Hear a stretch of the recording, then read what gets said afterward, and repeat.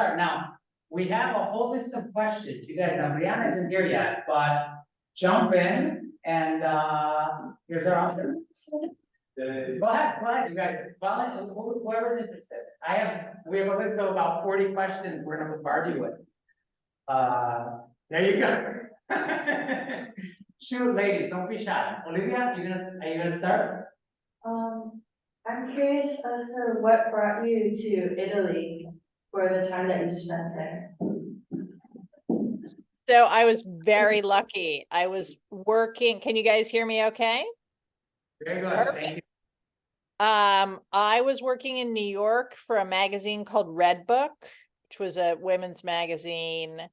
And I was asked, I was dating a guy who was working for a magazine called M that doesn't exist anymore. It was a men's magazine.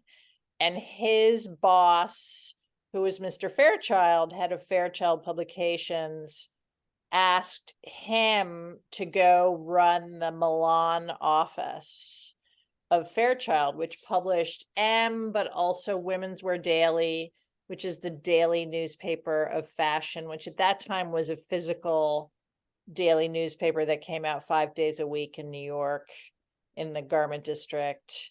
And then also W, which at that time was a color newspaper that came out every other week and was like helicoptered to Nancy Reagan in the White House.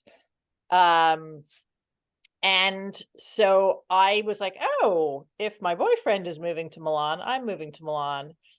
And I started asking all the New York magazines, like, hey, I'm moving to Milan. Do you need articles? And everybody was like, yeah, totally, great. And Mark's boss found out that I was going and called me in and said, wait a second, if you're moving to Milan and you have the same background as Mark, you're not working for other magazines, you're working for us. So I ended up in this very odd and interesting position of just the two of us going off to Milan to run this bureau for all these different New York publications. So completely roundabout way of doing it, but I was thrilled. I had been to Italy once when I was 12 with my family on vacation and couldn't wait to get back. Although I will say, as a follow-up to your question, I got there super excited and was told, like, there was no kind of warm-up period. The outgoing bureau chief, like, we arrived on a Monday morning, and the outgoing bureau chief, you know how like you land in the morning, like when you fly from New York, you land in the morning. So we went to the office and said, like, hey, we're just checking in. And she said, oh, Chris, you're going to Florence tomorrow to an underwear fair, going to Petit Lingerie, and you're going to cover that fair. And my Italian was pretty much non-existent. So I cried. I was, okay, great.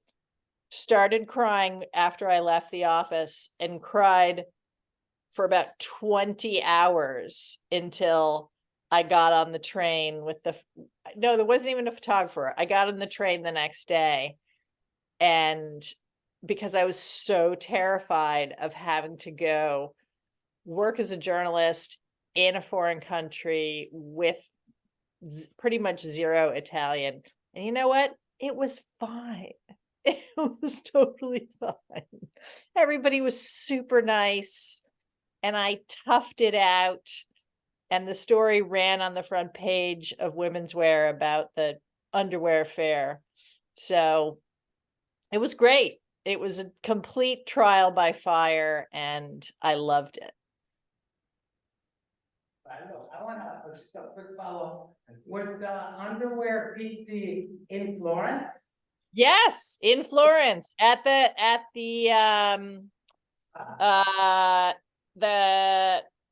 the Fortezza de Basso. And that's where they still do all that. Oh, okay. Ladies, man, jump in. Cynthia, feel free. Whoever has a question, feel free to ask it. So crucial, I would say that was not 1956 when the book is that was 1987. So that might spark a question. There you go. What is that? Might suscitare would, okay. Huh? They're not shy, they just have to warm up here. I have 40 questions at least. Come on, you guys jump in. I don't know what you asked. Yeah, just ask anything, Cynthia, go for it. This says not to do with your book, but to do with your life. Sure. I read a couple of your interviews and you talked about your dog. What kind do you have? What's your habit with the writing? Does the dog keep you company? So, right. So I am a huge dog and horse lover. And right now I have young dogs at the moment because of course I had old dogs and they passed away. Jack, where are you? Jack, here he is. Hang on. Jack, con il cagnolino, It's not better for.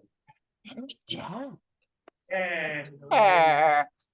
And then the other dog is actually sound asleep, so I'm not going to wake her up. But yeah, so my routine is I get up, take the dogs out, we feed the horses together. And then this is my main house, but I have a little outbuilding where I write. And that is where the dogs and I hang out all day and I work. And then it's like going off to work, right? So yeah, that's my life. And dogs are very, that was a good question. Dogs are very central to my existence. Brianna, jump in. What's the question that you have for Christina, Professor Lynch? Yeah, you better ask me questions because otherwise I'll ask you guys questions. You can do that as we answer game. Well, I don't know if anyone has asked anything already, but one of my first questions I wanted to ask is how you got to become a professor, like from being a writer. Was that something that you had interest in before becoming a professor, or was that something that just kind of like came across? Yeah, no, it was a late in life decision. I was almost 50 when I became a professor. I was in my kind of mid 40s. I always knew I wanted to be a writer. So I left school and I worked for Redbook. That was my first job, as I mentioned. Then I moved to Milan and I was in Italy, not just in Milan, but I was in Italy for 7 years. And then people are streaming in. And then I went to LA. I ended up moving to Los Angeles and worked as a television writer for about 10 years. And in the process of doing that, bought this house, which is near Sequoia National Park, as kind of a weekend getaway. You guys heard about the Writers Guild strike that just happened this summer.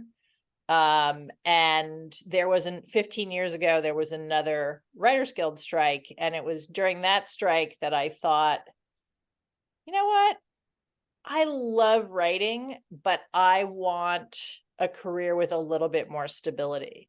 So I'm going to I don't want to dissuade anyone from being a writer, but it's a freelance gig. So you are working project to project and there's no guarantees of what your income is going to be in the future. So I was looking for something that would give me time to write, but would have a little bit more stability. So I went back to school. I did not have a master's degree, so I went back to school, got my master's degree, started working as an adjunct professor, which is not full-time, so part-time professor at my local community college here in Central California. And then within a couple of years got hired as tenure track, and that now I'm tenured. So, and I love it, by the way. Like, that was sort of was one of those decisions that you make like out of a very practical nature, right? Like, I wanted steady work, and I wanted a steady paycheck, and I wanted a pension and healthcare. And it turned out I love teaching. It's really, really great. And it's tough to balance teaching and writing, but I have been able to do it. And I love both of my careers. So 2 careers. Good question. Are you thinking about being a professor? Currently my major is English education, so I'm gonna do secondary, but in the future, I do want to be a professor, so I would go and get my doctorate. Yeah. Fantastic. Jump in, you guys, feel free to jump in. If something is off the table, Christina will tell you she's not answering it, so ask whatever you want. Totally. I do this with my own students. It's called Ask the Professor. And you can ask me anything. I just reserve the right to say no. So it can be about writing. It can be about me. It can be about teaching, education as a career, writing as a career, pets, Ask the life. prof- Go for it, you I guys. can ask a second question. Do you have any, like, a personal favorite book of yours that you've written? Like, do you have a favorite? Ooh, that's a good question. So I wrote 2 novels. I actually wrote a book when I lived in Italy that I never talk about because it's a manual for horseback riding that I wrote in Italian with an Italian friend. So, but I'm not going to count that one because it's not readily available. But I wrote 2 books. I co-wrote them with a friend under a pen name, Magnus Flight. Those were really fun. And then I did The Italian Party was my first book under my own name. Then I had one come out last June called Sally Brady's Italian Adventure. And just hours ago, turned in the final manuscript for publication for one coming out a year from now called Pony Confidential. Oh, A mystery about a pony. And then I'm working on another one, which is not finished yet. I'm only about 50 pages into it, set in Venice in 1926. There could be a follow-up question about that. well, I'm very curious about that. So can you give us a little bit of an anteprima of what's going on with that? Ma certo. So The Italian Party, which I think you guys have looked at, is set in 1956, which is a very particular post-war moment in Italy where the country was making this huge decision about what direction it was going to go in politically. And in doing the research for that book, I realized how little I knew about Italy during World War II. And I thought, well, I love this culture in this country. I need to rectify that. So I started doing a lot of reading about what led up to the post-war period. So I ended up writing Sally Brady's Italian Adventure, which is 1931 to 1947. So that is particularly the 35 to 43 is kind of peak fascism, right? So that's the Mussolini era.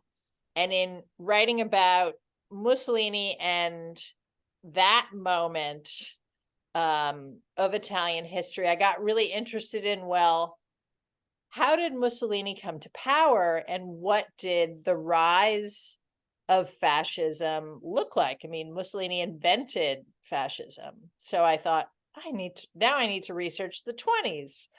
So I went back and started researching the 20s. So that's kind of where I am now. That first novel was set in 56.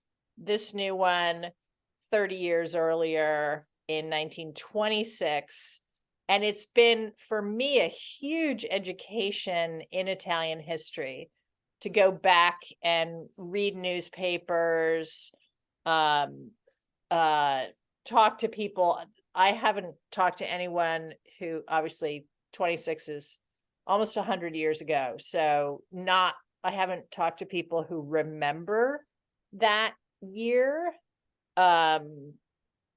But definitely looking at, diaries and biographies and autobiographies of that moment. So for me, the writing is very much about immersing myself in a period to fill in my own gaps in knowledge of history.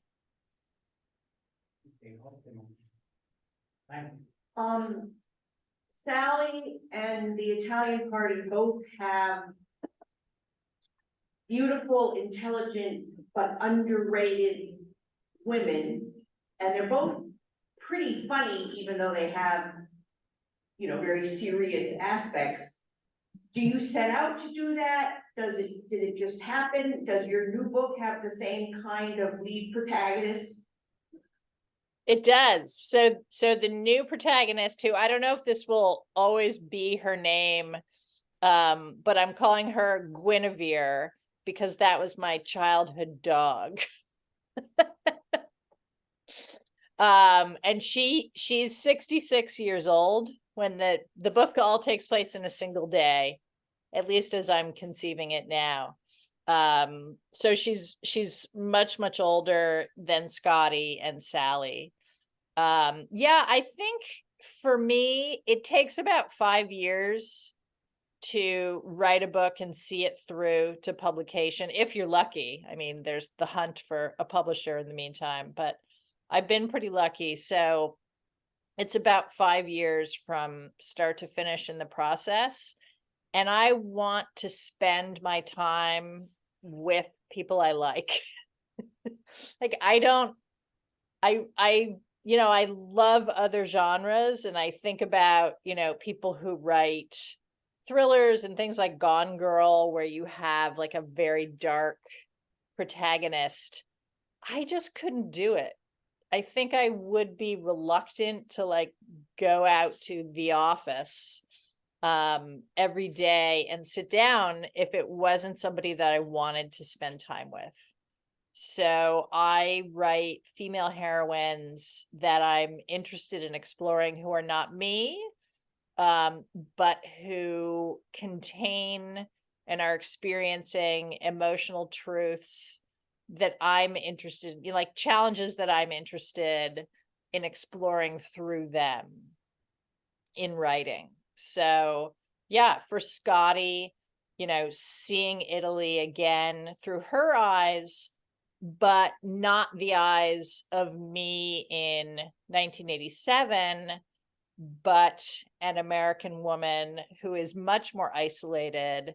I mean, we didn't have the internet in 87, but I could still, pick up the phone and call home. And somebody who's more isolated. And then 1926, also a woman who is older and very much kind of the head of her household. She's a widow, but also facing these challenges of watching her country slide into fascism, and struggling to kind of be true to her own principles in that moment. So yeah, I do. I love to write about people who face challenges with a sense of humor. And when I was especially doing like the research for Sally, I read memoirs by these phenomenal women who really faced, World War II is just unimaginable for me, the horror of it. And you don't have to look very far to read histories and, fiction, nonfiction and fiction about the horrors. But I think finding that point of view of somebody who faces those horrors and is still able to hold on to their sense of self and assert power through laughter, I think it's fascinating to me. I hope if I faced challenges like that, I would have that kind of strength. I don't know that I would, but I hope that I would. I have a question. So I know that you've been to a lot of different places in Italy. Which one is your favorite and why? Ah, so hard. You guys are so lucky to be there. I'm very jealous. E a trovarci. We want you live. sì, sì. Right. I may be there next spring. Ottimo. But We want you, please. vengo. I have a particular affection for Siena, just as featured in the Italian Party. I think that's why I chose to set my first solo novel there. It's a city where I spent time. I dated a guy who lived there. And so we spent time there together. But even when I visited Italy as a child, when I was 12 years old, Siena was my favorite city. Of all like the big stops of Rome and Venice and Florence. For some reason, Siena, and it could just be the Palio horse race because I'm a horse person. But there is just something about architecturally the nature of that city sitting intact on a hilltop. There's something to me very romantic about its connection to the plague.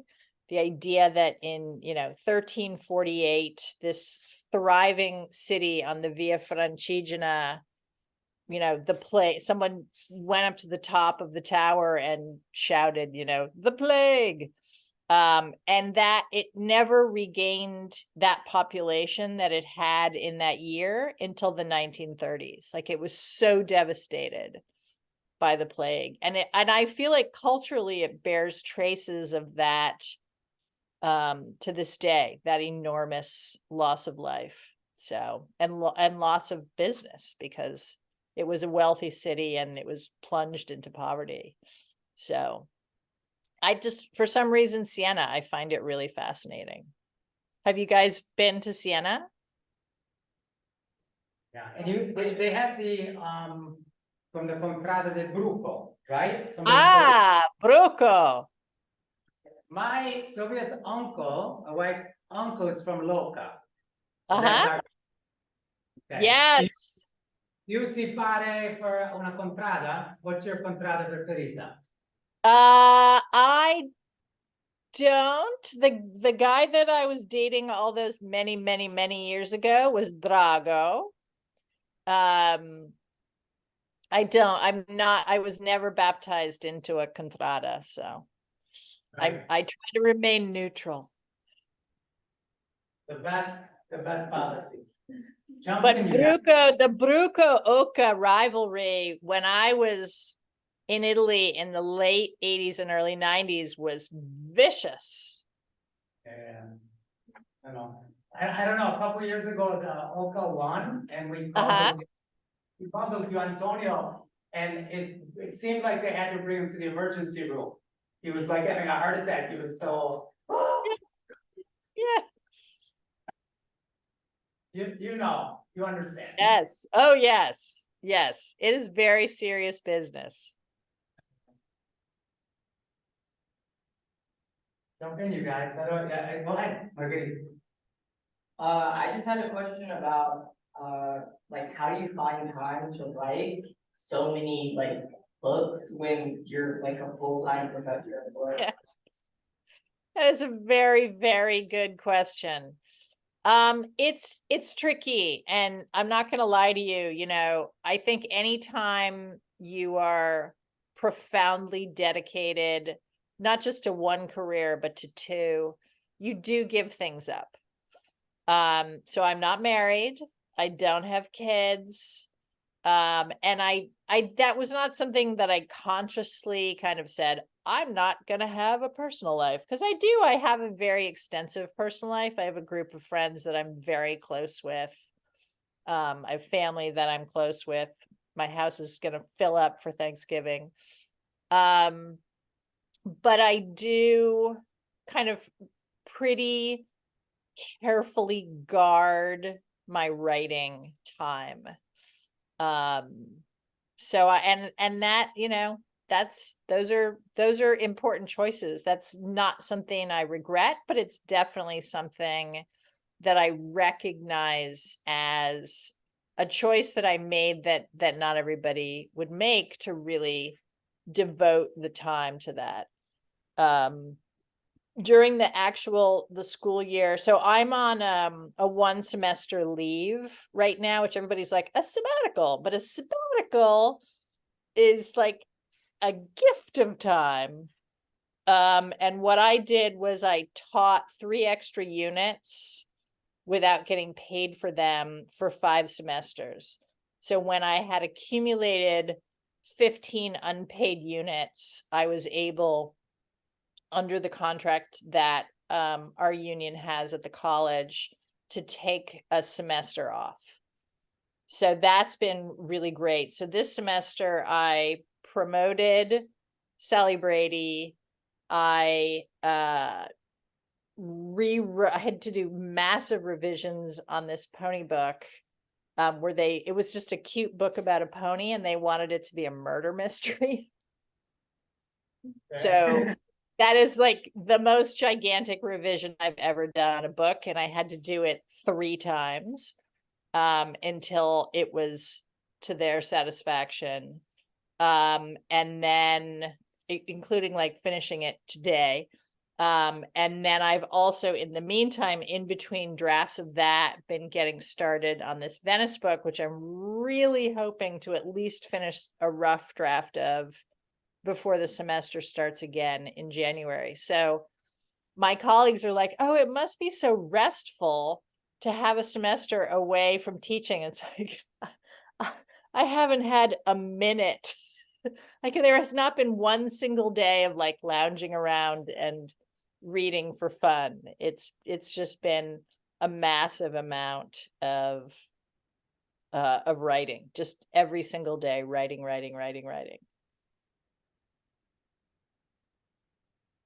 Fine, that's great, fine. It's also to do with the writing. What was the journey like for you, like find the voice that you have, and you know, the kind of stories and characters that you like to write about, and then onto that, like during the journey, I'm assuming you spend a lot of time writing every day and creating that habit. Did you focus more on quantity over quality when kind of writing every day and practicing and getting better, or do you prefer quality over quantity? So to answer the first one, there's a famous quote that I'm gonna mangle, but I'll paraphrase Toni Morrison, which is, you know, write the book that you want to read that doesn't exist yet. So that's very much what I do. I don't think like, what book would sell? I think, what book do I want to read that nobody else has written yet? So that's kind of the big question for me, is just writing something that I'm profoundly interested in. And then like, can you restate, because it is 3:08 a.m. Can you restate the second part of your question? Yeah, so during your journey of like, finding your voice, becoming a writer that you are now, I'm assuming that you had to spend a lot of time writing. and Oh, especially- yes, about perfection. Thank you. Yeah. I usually have more retention than that, but it's like, oh, it is the middle of the night. Yeah, I guess because before I wrote fiction professionally, I was a journalist, and you can't be a perfectionist when you're writing for a daily newspaper or a every other week magazine or a monthly magazine. And I was writing for all three. So it's really all about words on the page. And that was amazing training for me as a fiction writer. When I meet other fiction writers who didn't come from a journalism background, they say, like, I don't understand how you can just sit down and write so much. And I say, I do not agonize over perfect sentences on the first draft. I sit down and write, and then I revise later, and big revisions, like very serious revisions. But yeah, I definitely do not worry about perfection. It's just getting words down in that first draft. And that's my television writing background as well. Like, if you have a studio audience coming in on Friday, you have to have the script done. There's just people say, well, you could cancel, but no, that is literally millions of dollars flushed down the drain when you postpone or cancel a TV production. So you just have to do it. You just say, okay, I've got to do it. Whether it's good or bad, it has to get done. So I think those jobs are really good training for fiction. What TV shows did you write for? Oh, really very forgettable. No, you guys will never not have heard of them. And you probably weren't born when they were on. Question, Professor Lynch. So I'm Coetáneo too. What was any of the shows? You remember the name?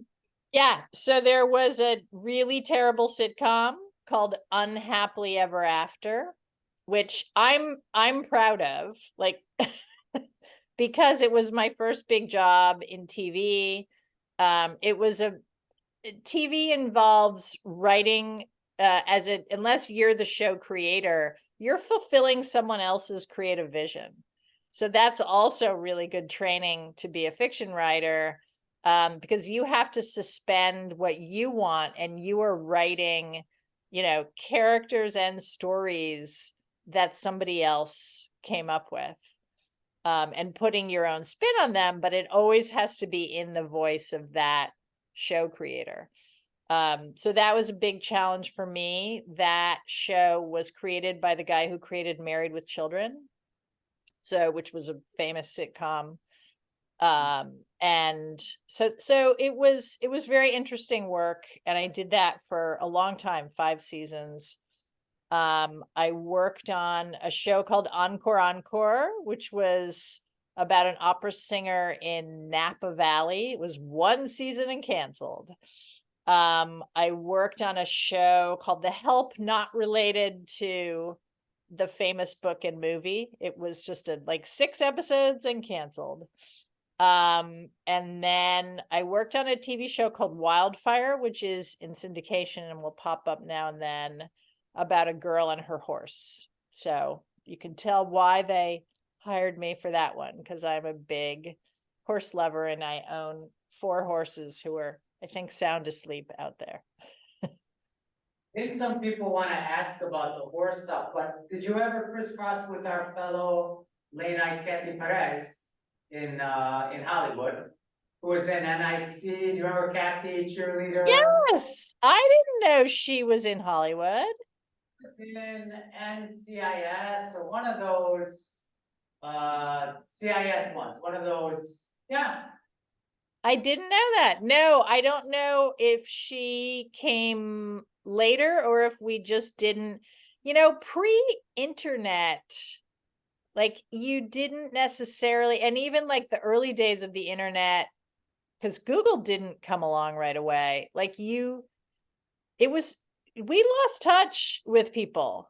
I think that the social life and the culture of school is so different for people now when you can just instantly find your classmates, right? Because you remember we graduated and everybody kind of went in different directions, and it's only recently through like Facebook groups and reunions and things that we've all sort of found each other again. So yeah, it's a really different thing. I'm sorry that I didn't know she was there. I knew I did cross paths now and then with Jill Soloway,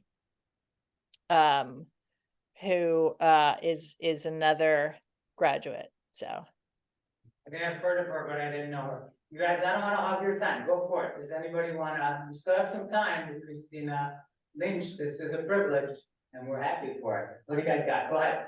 Maggie? What's your favorite course to teach? I think it's World Lit. So I taught it.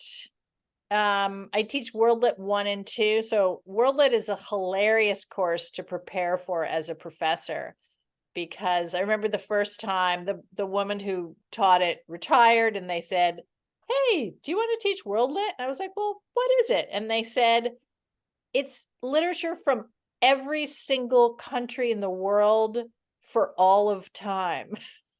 Like, wait, what? So it's the first semester is from before recorded history, all the way through like 1650. And it's literature and translation. So it is like everywhere. And then the next semester is 1650 to the present.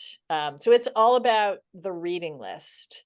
And I guess that's why I like teaching it, because it's texts that are quite unfamiliar to students usually. Like some people will teach, like it's World Lit, but they teach Jane Austen and Shakespeare. It's like, no. I'm going to do Dante and, Calvino, but I don't just do Italian writers. I like to throw in Italian writers, but it's fascinating to have so much leeway in choosing a reading list, and really turn people on to the literature of cultures other than American and British. Go ahead, you guys, jump in. I've had really no questions about the Italian party. Silence. Now, we read a selection of it. Two of us read the whole book, Uh-huh. but we read a selection, so that might be a reason for some of the silence. Okay. But I can fill in gaps for you even if you didn't do the reading. This is a great way to hide it by making me explain the book. I love the idea to, organize the chapters around the names of the contrades. Mhm. Did that come in a moment of inspiration? Did you Yeah. go through? Yeah, so I started the book. I'm gonna jump in and answer a question you guys didn't ask, which was why 1956.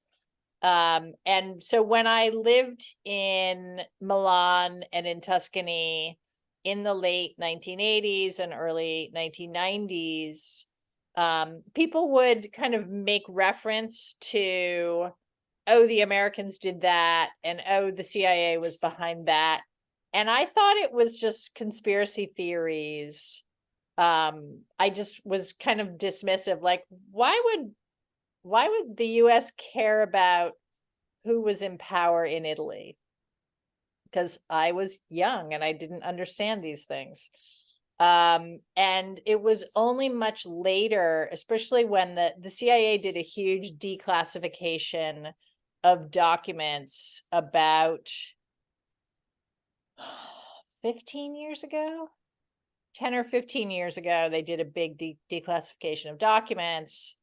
And there was also a book about the CIA that came out called A History of Ashes, which was by a New York Times journalist, which was really excellent. And that was when I realized that the things that people were saying to me all those years ago when I lived in Italy were very true. Like the US government very much interfered in Italian politics. So I was very interested in why they would do that. And that kind of plunged me into the history of the Cold War that your professor and I kind of grew up at the tail end of the Cold War. We didn't know it was the tail end at the time.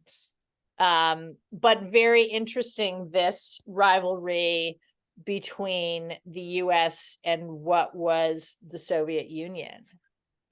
So that was how I got interested in setting the Italian Party in 1956 and putting Scotty and Michael very much at that intersection of American values and Italian culture. And I wanted to do it in a small town because I didn't want to write about geopolitics. I wanted to write about what, like, now everyone talks about like elections and swaying elections and throwing elections, and nobody talked about that when I was writing this novel, like nobody. So it was very fascinating to finish the writing of the Italian Party in the fall of 2016, which was, a month after I sold this book. It was far from coming out. Like the editors, they were just going over it and getting it ready for publication, which is a really long process. It's over a year. And my editor called me up and she said, "Do you have a crystal ball? How did you know that, everybody was going to be talking about how you use propaganda to sway elections?" Which again, like in early 2016, no one was talking about that.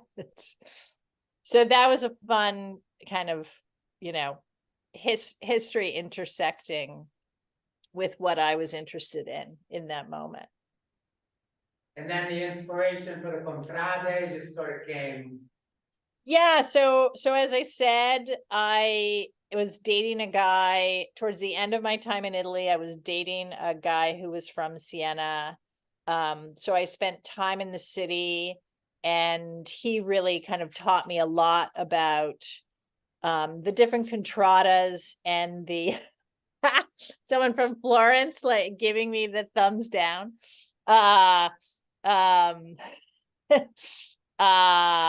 It was really interesting to learn about the history of that city and how those neighborhoods, like we think of the contradas as only the palio, but they're neighborhood organizations, they're parishes.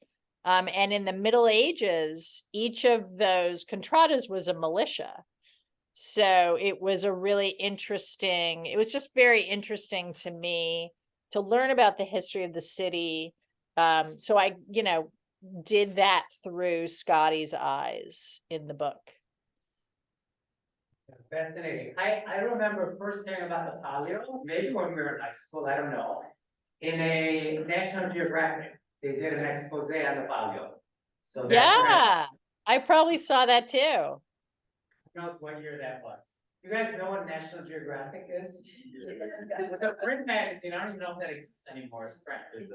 And we all got it. Our parents all subscribed. It just arrived every month, always. In everyone's house. So go ahead, Margaret, go. I was wondering what was the reasoning behind like centering the story around a married couple rather than like any other type of relationship? So I was really interested in like marriages of the 50s. And that idea of a marriage. So if the idea was, which is what I started with, somebody who is a CIA agent and is so keeping big secrets. And then I was thinking about, marriages in the 1950s, and the kind of secrets that people kept. And, people are quite open about being gay now, LGBTQ, but that was not true. Particularly, I mean, it was not true much more recently than this, but in the 1950s, you could lose your job. You could not work for the US government if you were gay. So I think that was very interesting to me to, oh, look, it's the book, to explore that. So the idea of a marriage, where the two people in the marriage were keeping very big secrets from each other was really interesting to me. So yeah, and thinking about the 50s and the stigma of being pregnant out of wedlock, so that made that a pretty kind of, not, I don't want to say obvious choice, but an easy choice for the female character to make her somebody who was pregnant out of wedlock, and so retreated into this marriage for kind of less than totally ethical reasons, only to discover that her husband was doing the same. So yeah, it was fun to kind of have it be, unpeeling the layers of that marriage.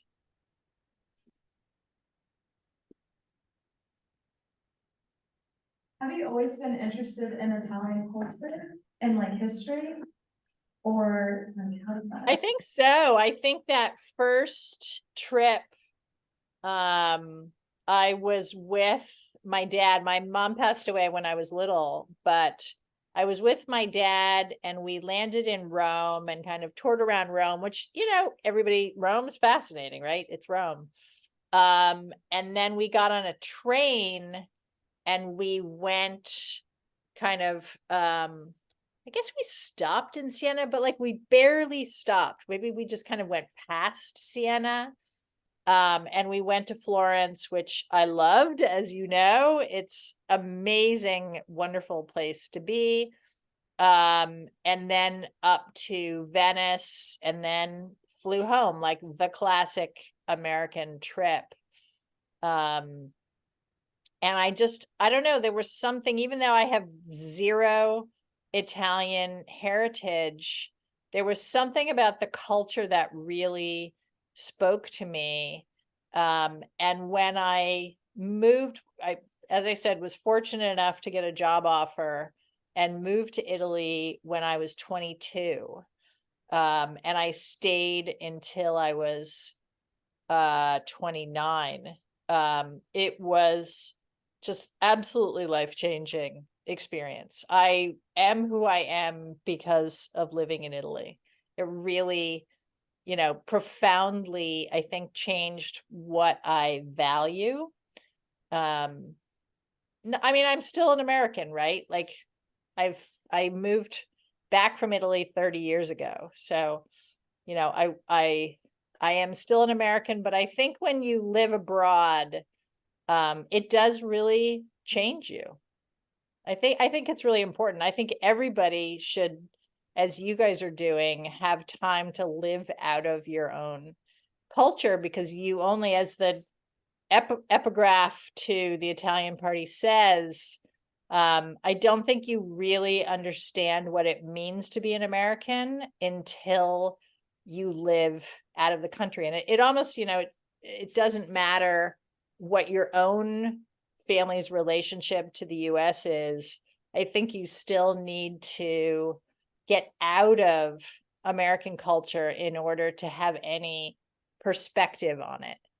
And sort of I think growing up in the US, like everything, like you think there's a normal, right? And it's when you move to another culture that you understand that, normal is, it's not a fixed thing.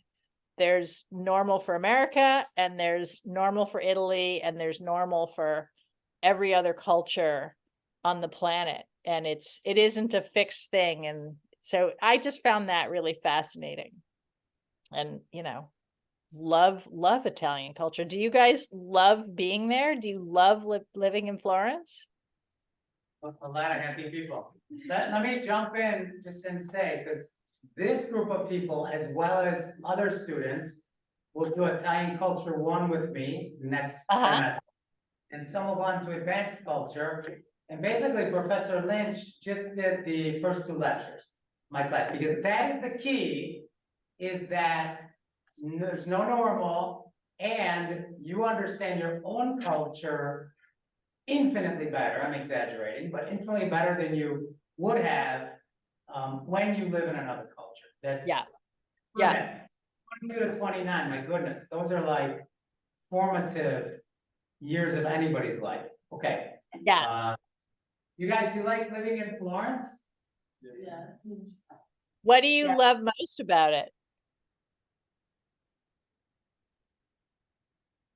The beauty. The architectural beauty of it in the landscape? Yes, the buildings and the colors fit with the trees and the mountains, and it's incredibly harmonious, in a way that US beauty is generally not. Yeah. We have fantastic mountains, and we have beautiful beaches, and we have beautiful houses, but there's a lot of ugliness. Yeah. And there doesn't seem to, I mean, there's parts of the towns Yeah. that look like, but there's a harmony between the added human touches and nature, that I guess is because so long to work on it. It's a priority in the culture. If you were, I think, if you asked an Italian architect or somebody who's trying to do a renovation of an older building, they would, probably be a little bit frustrated and say, oh, all these restrictive laws about how it can look. But, the cumulative effect of that is astonishing. And, I live in an unincorporated area of Tulare County, and you can pretty much build anything you want, and it shows. There's no unity or harmony of architecture, and there's no kind of coherence to the relationship with the landscape. And, I mean, that's America, right? That's our individualism expressed through our architecture, and that essential part of Italian culture, which is that sense of community and history. So it's fascinating to see how the look of a place can really reflect the values of a culture. Yeah, I love the look of Florence. Okay, we're gonna try to do something with Professor Lynch, if she's okay with this. John, can you come? Christina, we're gonna try to get them in front of here so that we'll get a picture with you in it, okay? John, take, Ismail, you guys come in front. So we live on a campus. We live on a campus, can you hear me? Yeah. We have an historic chapel of Medici family. We're real, remember Careggi, the hospital area? We're right inside of that, basically. Oh, cool. I'll send you a location. And we change a light bulb in the historic campus, in the historic chapel without the Beleardi. You guys here, come down here like at the dugout here in front. John, you go over there. Okay. And you guys come here because we're gonna try to have Professor Lynch in our picture and we're gonna be around it. You know what I'm saying? So go ahead, Abby, you guys go there. Okay, do you know what I'm saying? We're gonna get, President Lynch on the big screen. Go, you go next to Christina. Okay, come on, come on. You guys, short people like me in front. All right, come on, you guys, everybody. We need to, lower the, let me see this shit. Ragazzi, Chad, Lai, Cynthia, dai, Brianna, come on. Brianna, take the book, okay? Go ahead and look. Professor, while we're gathering, oh, where'd she go? No. I'm here, I'm here. He lost you on the thing. Oh, you guys, by mistake, I think you touched something there. All right. While we're gathering, if you don't mind, will you send us your world cultures reading list, please? Oh, If- yes, I'll send you the syllabus and it's all, I use textbooks that are all free and available online, all the texts. Particularly a site that you guys would love called Words Without Borders.org. And it's an amazing site for literature from around the world. Send it to me and I'll put it on our group chat. Thank you. Okay, all right, John, you just rock and take 100 photos and we'll get the one group. Am I in the way here? Okay, sorry. Brianna, Jenny from the video.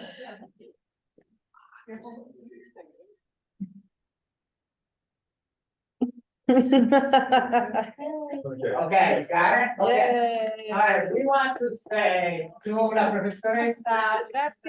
Christina Lynch, brava, bravissima. We want you here next time. We want you here in presenza, va bene? I would love that. When does your school year end? When do we end, you guys? June, around June. Okay. Cause I'll probably be coming to Florence sometime in June. So if I make it before the end of the semester, I will Fine. come and I will be a physical person. No, we want you as a physical presence, and, you know, even if it's not in, the same time, maybe we'll set an assembly or something. Keep in touch, I'll send you some pics, okay? Christina, Yes. Woke up for my students, I have a debt with you. Oh, bye. I'm gonna sign off now, but it was so much fun to meet you all. Really enjoy. Please go out and enjoy Italian life for me. Hi. Grazie, Chris, thank you. Ciao, cara. I'll send you stuff. Ciao, ciao, ciao. Grazie, ciao.